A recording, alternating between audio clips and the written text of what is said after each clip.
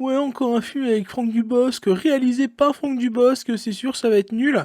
Eh bah, excusez-vous auprès de Franck Dubosc pour ce genre de sortie française. Le bonsoir à toutes et à toutes, bienvenue pour cette nouvelle critique. On va parler d'un ours dans le Jura. Je sais, j'ai un mois de retard. Voilà.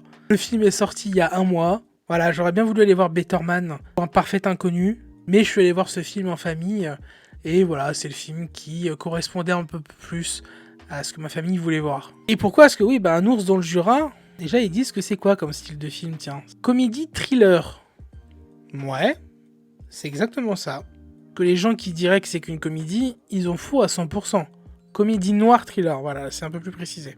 Donc comme je vous le disais, c'est avec Franck Dubosc et réalisé par Franck Dubosc, on y retrouve aussi Benoît Poelvoorde et Laure Calamy. Ça raconte l'histoire de Michel et Cathy, qui voient en effet leur vie bouleversée après un accident de voiture tragique où ils découvrent dans le coffre de leur victime accidentelle 2 millions d'euros. S'ensuit des dilemmes moraux et une enquête pleine de péripéties.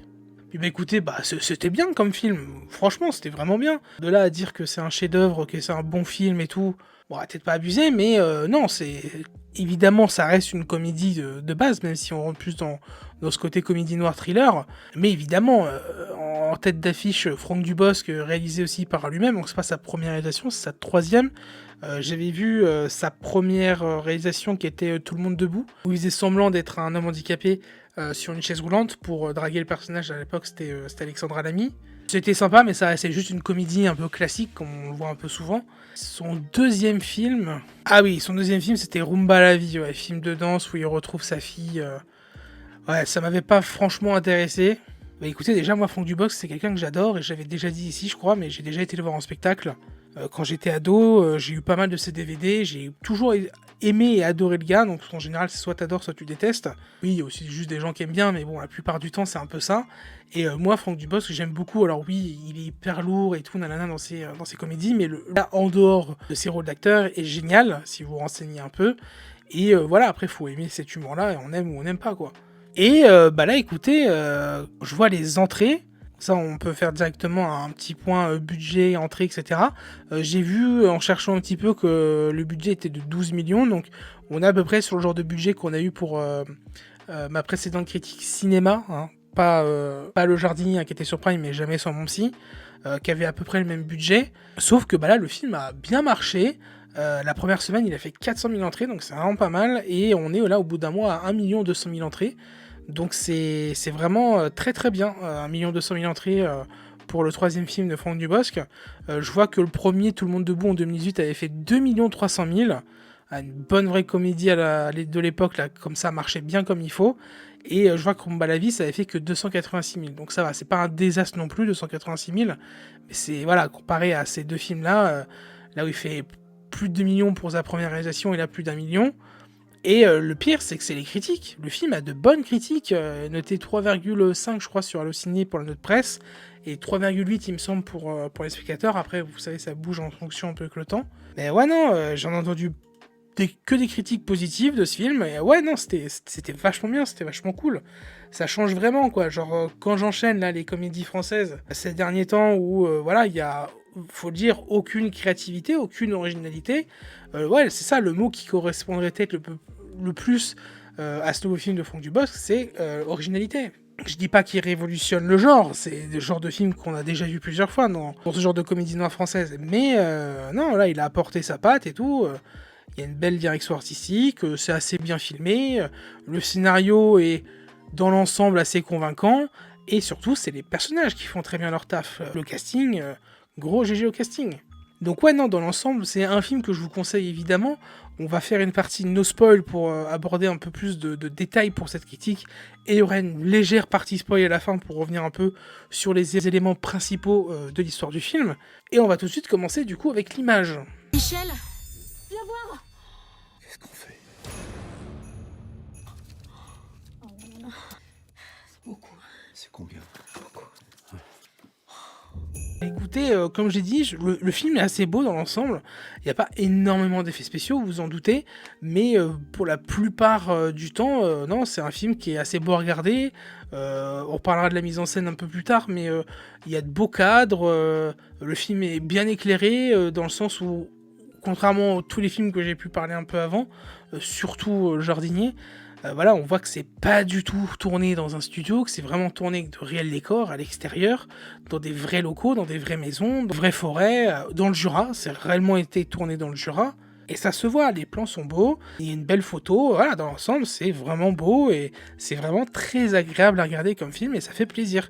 Voilà, on est un peu dépaysé aussi par genre de décor et c'est trop cool. Au niveau du son, de la BO, de la musique, c'était vachement bien aussi. Il y a un petit main theme un peu stressant qui revient souvent dès qu'on rentre un peu dans ce côté, j'ai envie de dire, dramatique, parce qu'au début j'avais envie de dire que c'était, avant d'aller voir sur internet, pour moi c'était une comédie drame entre guillemets, mais c'est vrai que comédie noire, thriller, ça correspond un peu plus au type de ce truc-là, mais on a ce main theme un peu thriller du coup plutôt qui revient assez souvent et qui marche bien. Qui est bien amené quand il le faut. Et ouais, dans l'ensemble, la BO est cool. Il n'y a pas d'énormes sons ou de grosses musiques hyper connues qui sont utilisées, qui pourraient casser un peu le rythme du film. Oui, on est sur une comédie noire. Il n'y a pas tant de vannes que ça, mais quand il y en a, c'est soit un peu l'humour à la Franck Dubosc et ça plaît ou ça plaît pas, soit alors c'est évidemment des vannes qui sont faites pour marcher et ça fait rire. Et après, on a sinon ce style de musique, de chansons françaises qui sont utilisées à la Franck Dubosc. Voilà, c'est des musiques qu'il utilisait déjà souvent un peu quand il faisait ses spectacles, un peu auparavant, quand il était humoriste. Ou ce genre de musique française, des classiques des années 60, 70, voire 80, qui sont utilisés aussi parfois dans les films où il a beaucoup participé en tant que scénariste, tout ça, du genre camping et tout. Voilà, je connais pas les chanteurs, tout ça, mais vous voyez de quoi je parle, c'est vraiment des belles chansons françaises où ça parle d'amour, où ça parle d'autres trucs et tout. Et c'est vraiment le style de musique, de chanson qu'utilise Franck Dubosc à ses habitudes. Et selon les moments où c'est utilisé, ça marche aussi. Et voilà, on voit la patte de façon de Franck Dubosc sur ce point-là. Dis Michel, la nuit du 21, est-ce que vous avez entendu ou vu des choses qui vous paraissaient anormales? Anormal, c'est-à-dire? 2 hommes, une femme, du miel. Oh là là là là là là. Ensuite, le scénario. Bah écoutez, le scénario dans l'ensemble, il marche bien parce que pour parler un peu plus de l'histoire, du coup, sans vous spoil, hein, c'est ce qu'il y a dans la bande-annonce, Franck Dubosc a un accident de voiture à cause d'un ours et malheureusement, accidentellement, il tue 2 personnes. Sauf qu'il découvre que dans cette voiture avec sa femme, il y a 2 millions d'euros. Sauf qu'ils vont se rendre compte que ces 2 millions d'euros, ils viennent pas de n'importe où. C'est de l'argent qui a été utilisé par Deal, en fait. Donc voilà, il va y avoir cette histoire où le couple va devoir essayer de se cacher, comment se débarrasser des corps, comment garder l'argent sans qu'ils se fassent griller par le village où ils sont, par la gendarmerie qui mène l'enquête, et aussi par cette mafia qui essaye de retrouver l'argent. Donc on est sur ce côté, voilà, un peu côté film policier, film d'enquête, hein, un peu aussi. Et donc il y a tout ça qui est amené avec ce côté thriller, mais aussi ce côté un peu comédie noire, dramatique, dans le sens où, bah voilà, ces gens-là, c'est un couple qui a du mal financièrement à s'y retrouver, qui a du mal un peu à joindre les deux bouts, qui ont un fils qui a un handicap, et on sent que l'amour entre eux, c'est plus comme c'était avant, ils se parlent presque plus, tout ça. Et voilà, ils essayent un peu de renouer des liens et de se faire confiance pour essayer de se sortir de là et pour essayer de garder l'argent, parce que, comme je vous l'ai dit, ça se voit que c'est des gens qui ont du mal à joindre les deux bouts, et d'avoir 2 millions comme ça tout de suite. Donc voilà, ils essayent de mettre au moins des petites astuces, des petites méthodes sans se faire avoir. Mais évidemment, je vous raconterai pas la suite, évidemment, sinon ce serait spoilé, et on en reparlera en partie spoil. Et dans l'ensemble, cette histoire marche bien. On a un premier acte qui est vraiment très très bien, où tu es à fond dans le truc, où tu te demandes où ça va aller et tu as envie de voir la suite. On est dans ce deuxième acte ensuite où ils sont vraiment impliqués à 100% et tu vis les trucs avec eux, et bah t'as envie qu'ils s'en sortent, hein, évidemment, hein, t'as envie qu'ils réussissent. Et on a, je dirais, un troisième acte qui est coupé un peu en 2 parties, où on a cette fin de troisième acte où on est censé avoir cette espèce de climax. Bon, on n'est pas sur un genre de film américain ou tout ça, mais on est censé avoir le truc de fin qui est censé régler toute cette histoire. Et une fois que c'est entre guillemets réglé, on a une deuxième fin, entre guillemets, une partie qui est pas forcément obligatoire, pour ceux qui ont vu le film, vous comprendrez, où c'est un léger too much, qui était pas forcément nécessaire, ou alors qui aurait dû être fait d'une autre façon, où en fait le film il est constant dans ce côté comédie thriller, et il y a un peu le côté loufoque, humour un peu de Franck Dubosc qui revient, et loufoque je pense que c'est le bon mot. Et pendant toute l'œuvre, le loufoque, il arrive un peu, mais dès qu'il est un peu trop et qu'il pourrait nous sortir de ce genre de comédie noir thriller, il retombe un peu pour qu'on re-rentre correctement à la fin. Et cette deuxième partie du dernier acte, là, on remonte un peu dans ce côté-là où c'est un peu du too much, c'est un peu trop. Là, il redépasse la ligne qu'il arrivait à garder assez droite tout le long. Et voilà, donc ça fait pas sortir du film parce que c'est la fin de toute façon. Et je pense que c'est les goûts et les couleurs pour cette fin. Voilà, moi, j'aurais vu que le film est constamment sur une bonne ligne droite, j'aurais bien voulu qu'il continue jusqu'à la fin, être comme ça. Bon, voilà, il a voulu se faire kiffer, c'est son film, il a aussi le droit et on n'a rien à dire là-dessus, c'est son film. Donc, voilou, mais sinon, après, les personnages, il faut qu'on en parle, c'est hyper important. Donc, du coup, on va parler du casting et de leur interprétation. On dit l'argent ne fait pas le bonheur. On parle de quelle somme exactement? 2 millions. C'est une somme. On va le cacher. On n'y touche pas. Et les corps, qu'est-ce qu'on en fait? On réfléchit, je te dis. Le personnage de Franck Dubosc, c'est super parce que voilà, on voit vraiment que c'est un père de famille qui a baissé les bras, hein, clairement. Il a un peu ce rôle de loser, entre guillemets, un peu pathétique, comme il a pu souvent l'avoir, mais normalement, vraiment, il est à fond, normalement, dans ses autres rôles dans lesquels on est habitué à voir, pour la plupart du temps, hein, à être ce loser beauf, arrogant même parfois, et dragueur horrible. Et là, non, il a juste ce côté un peu pathétique, mais on voit que le mec est juste perdu, dans son couple, il sait plus trop quoi faire. Avec son fils qui a un handicap, on voit que c'est compliqué aussi. Ils ont une vie qui est pas facile, ils ont un métier qui est pas facile, donc on voit vraiment que le mec est un peu perdu.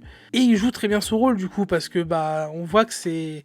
On le voit dans son regard, on le voit dans sa façon de penser, sa façon de faire, il a toujours besoin de parler, il fait des gaffes, il est perdu le gars, il a besoin qu'on l'aide, et clairement c'est sa femme qui porte la culotte dans le couple, et c'est elle qui mène d'un bras de fer tout ça, et elle le dit plusieurs fois dans le film, et j'ai trouvé Laure Calamy excellente dans le rôle. Alors Laure Calamy, je crois pas l'avoir vue dans beaucoup d'œuvres, mais moi, elle m'a pas époustouflé non plus dans ce film, mais a fait un sacré taf. Je dirais pas qu'elle vole la vedette, parce qu'il y a un autre rôle qui est vachement bien aussi. Et ouais, elle m'a franchement convaincu, j'adore cette actrice-là pour le coup, parce qu'elle arrive à avoir ce côté aussi un peu ringard perdu, mais aussi c'est moi qui mène la baguette, c'est moi qui emmène tout ça, c'est moi qui ai les idées, etc. Elle a ce côté débrouillard, voilà, on sent vraiment que c'est elle la chef du groupe, la chef de meute, de famille, entre guillemets. Ouais, non, franchement, grave stylé son rôle, j'ai vraiment kiffé. Ensuite, Benoît Poelvoorde qui joue le gendarme du coup de la ville. Super Benoît Poelvoorde, franchement. Déjà, il avait fait ce rôle de braqueur là dans L'amour ouf, où il faisait son temps, il jouait son rôle, et le minimum qu'il faisait c'était déjà super bien. Il avait quand même un bon temps d'écran entre guillemets, où il a joué plusieurs rôles de flic, mais c'était vraiment plus dans de la comédie. Mais là voilà, il a vraiment un rôle plus sérieux entre guillemets, même s'il fait aussi un peu de comédie. Et non, Benoît Poelvoorde c'est déjà un super acteur et on le sait tous, mais là c'est vraiment un très bon choix de casting pour ce rôle-là. Il est excellent, il performe vraiment super bien. Et en plus il y a une belle histoire qui est développée avec sa fille dans le film. Et pas que sa fille, une de ses collègues aussi qui est flic. Et en fait, ce qui est vachement bien dans ce film, c'est que la plupart des rôles, il n'y a pas que les deux rôles principaux de Franck Dubosc et de Laure Calamy qui sont mis en avant et développés. Il y a aussi Benoît Poelvoorde et les autres personnages secondaires qui sont un minimum un peu tous développés. Voilà, la collègue flic de Benoît Poelvoorde, elle aussi, son rôle, il va être un peu développé. On va parler un peu, elle va parler d'elle, elle va parler de ses envies, de son passé et tout. Enfin, voilà, c'est un film qui dure 1h50, je sais pas si je vous l'avais dit aussi, 1h45 sans le générique, quoi. Et non, le temps passe assez vite, et parce que tout est bien développé comme il faut, ils ont tous un bon temps d'écran correct, non, tout est bien travaillé, tout est bien taffé, et le casting gère vraiment, et le casting fait vraiment le taf. Voilà, C'est pas non plus les plus grandes interprétations de l'année, évidemment. C'est juste un bon taf. Et on est habitué à voir ces derniers temps, évidemment, depuis des années dans ces comédies françaises, c'est toujours loin d'être le cas. Et là, non, franchement, GG, GG le cast. Bon voilà, je vais pas revenir sur tous les personnages secondaires non plus. C'est l'histoire de la petite fourmi qui voulait manger la baleine. Je crois que l'histoire est dans le titre. Il va finir par y avoir plus de morts que d'habitants. Et on finit que là-bas, là, avec la mise en scène, la réal, il y a quelques idées de caméra sympas. Ce que j'ai bien aimé, en fait, avec la caméra de Franck Dubosc, c'est que on a des plans classiques, champ contre champ, ce qui est filmé dans des dialogues avec les personnages où c'est le plus classique possible. Mais on a aussi des idées, des fois, où juste on est assis autour d'une table, et parfois, au lieu de faire juste du classique, la caméra va se déplacer un peu tout doucement pour essayer un peu ce moment de tension, et donc du coup on laisse un peu plus de temps aux acteurs de rester concentrés et sérieux pour ces scènes-là. On a aussi au début des scènes des plans qui sont assez longs.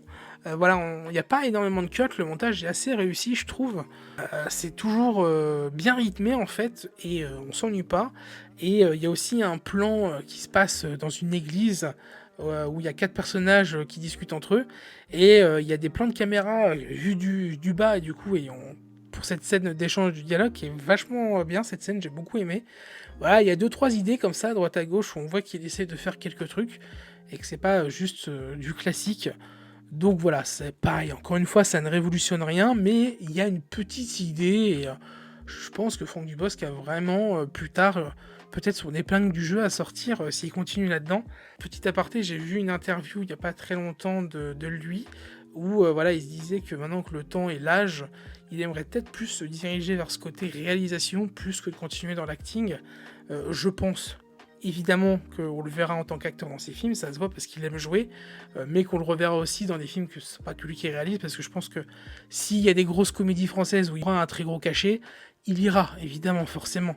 Mais si on peut le voir dans plus de réal, bah pourquoi pas, hein, parce que sur ces 3 films, il y en a déjà 2 qui ont bien marché, un peu moins, donc déjà 2 sur 3, c'est déjà bien. Surtout qu'il a le nom, il a la casquette Franck Dubosc, hein, je vous l'ai dit, tout le monde n'est pas fan de ce gars. Hein. Donc voilà, je pense que pour la partie no spoil, c'est terminé, on va aller très rapidement en partie spoil, il n'y aura pas grand chose à dire, ça va être très rapide.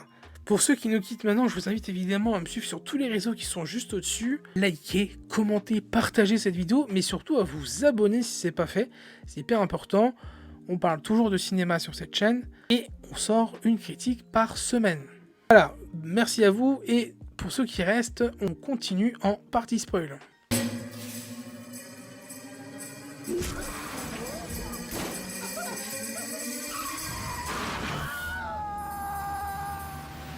Alors la partie spoil, ça va être assez rapide. Je voulais juste revenir sur la fin, sur le message qui est passé, parce que j'ai quelques comparaisons à faire avec le film à l'ancienne.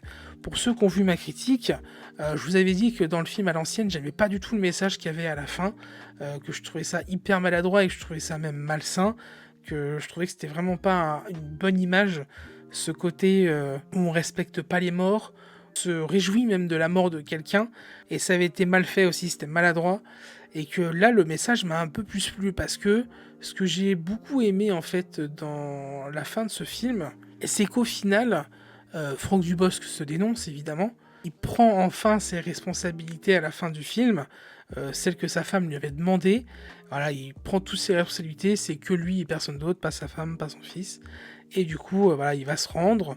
L'argent qui a été dérobé au final, qui est utilisé par aussi de Benoît Poelvoorde, qui a été aussi utilisé par le prêtre, qui a été utilisé par du coup Michel et Cathy. On voit même au final à la fin Benoît Poelvoorde qui s'en sert aussi pour la chef de la police ou je sais plus quoi. Parce que ces gens-là, voilà, au fond, c'est des gens, c'est des bonnes personnes, comme le dit Franck Dubosc. C'est des gens qui ont bon fond, qui ont une morale et qui se voient pas faire des trucs horribles et dégueux. Et surtout que, voilà, même pour des gens, comme ils le disent, c'est de l'argent sale, c'est des dealers, c'est des mauvaises personnes, c'est des tueurs, pour certains, c'est des meurtriers. Et voilà, même Franck Dubosc qui est là, et leur cadavre, c'est 2 jours qu'il est là, et ils demandent s'ils peuvent faire une prière et tout. Ils sont vraiment de bonnes personnes, et voilà, c'est de l'argent qui leur tombe dessus. Qu'est-ce qu'on aurait fait, nous, si 2 millions nous tombaient dessus comme ça demain? On avait eu, malheureusement, cet accident comme eux. Eh ben, on se pose la question. On se pose la question comme eux. Et si on est dans leur situation, oui, la question se pose. Ce que j'ai bien aimé dans cette fin, alors oui et non, parce qu'il y a cet acte où du coup, voilà, il y a carrément le grand frère du mafieux qui est tué, qui revient et qui se fait tuer par le fils à coups de tractopelle là et tout. Je trouvais ça un peu débile. C'était pas très crédible pour moi. Et ça arrive d'un seul coup. En fait, il y a le problème, c'est que ça arrive d'un coup, d'un seul, quand on pense que le film est fini. Et ça revient en fait. Bon voilà, ça c'était pour revenir sur le côté que j'ai pas trop aimé, mais pour reparler du coup de ce que je disais, le côté positif où je trouve que le message est assez cool, c'est que voilà, quand on voit que Poulvord se rend compte que c'est pas des gens qui méritent du malheur comme ça, où il envoie ce message où il demande à Dubosc de pas venir se rendre. Voilà, j'ai trouvé ça, ce message, le message super beau, super intéressant. Poulvord qui aussi vit un beau moment de famille où il a pu offrir à sa fille ce qu'elle demandait grâce à cet argent. Où il y a aussi cette question d'argent où quand il demande à la barman, voilà, est-ce que l'argent il fait vraiment le bonheur ou pas, qu'est-ce que tu ferais si t'avais 2 millions qui te tombaient dessus comme ça et tout. Où elle a dit aussi, bah voilà, moi je partirais sous les îles, je partirais d'ici. Voilà, l'argent, au final, c'est hyper important aujourd'hui dans notre monde. Et est-ce que l'argent ne fait pas le bonheur? Bon, on se pose la question, comme il a dit. Alors, évidemment, on dit tous que l'argent ne fait pas le bonheur, mais il y contribue, évidemment. Et voilà, c'est une question qui revient souvent. Donc, on voit que c'est des gens qui ont des valeurs, qui ont des principes, que c'est des gens honnêtes, que c'est des gens cool. Mais que, voilà, comparé aux autres personnes qui détenaient cet argent, bah, ils méritent d'avoir une vie tranquille et pourquoi pas d'avoir une meilleure vie grâce à tout ça. Et il y a une entraide entre guillemets qui est faite par eux tout le long de la fin de ce film, et au final qui dégage une belle fin. Voilà, c'est certes on utilise de l'argent sale, certes malheureusement il y a eu des accidents mortels, volontaires c'est le mot que je cherchais, voilà, des gens qui le méritaient entre guillemets, c'était des mauvaises personnes, ce qu'ils ont fait voilà aux immigrés, tout ça, voilà, ça aussi c'est un message qui est passé dans le film. Voilà, c'était de mauvaises personnes, donc est-ce qu'ils le méritaient forcément? Bon, est-ce que la mort est censée être méritée à ces pires personnes-là? Écoutez, ça dépend du jugement de certains, mais c'est sûr que entre eux, ces bonnes personnes qui ont des valeurs et celles qui sont mortes, les dealers et qui utilisent des immigrés, tout ça pour faire passer de la drogue, il n'y a pas de doute. Donc voilà, moi c'est... Évidemment c'est un film, donc si on se pose la question dans la vraie vie, c'est pas pareil. Mais vu que c'est un film, je trouve que c'est un message qui passe beaucoup mieux dans ce film que à l'ancienne, par exemple, dans la façon dont ça avait été fait, quoi. Donc, voilà, c'était vraiment pour parler de la conclusion de cette histoire, de la conclusion de ce film. Mauvaise fin ou des fins maladroites, on en a, hein, comme j'ai pu le dire avant. Donc, je vais m'arrêter là. Vous faisiez la nuit du 21. On était au Cupidon. La boîte échangiste? Le jeudi, c'est soirée Bang Bang. Gangbang. Gang Bang. J'espère vraiment que cette critique vous aura plu. En tout cas, n'hésitez pas à lâcher un gros like, à commenter. Si vous avez vu ce film et me donner votre point de vue. Si vous ne l'avez pas vu, est-ce que je vous ai donné envie ou pas? Le film va rester encore quelques semaines, c'est sûr et certain. Je pense qu'au moins jusqu'aux vacances minimum. Il y sera encore pendant les vacances, c'est pas impossible. Partagez aussi et surtout, abonnez-vous, c'est le plus important. N'hésitez pas à me suivre sur tous les réseaux sociaux qui sont juste au-dessus. Et moi, je vous dis évidemment à la semaine prochaine pour une de ces 2 prochaines critiques. Ciao, ciao!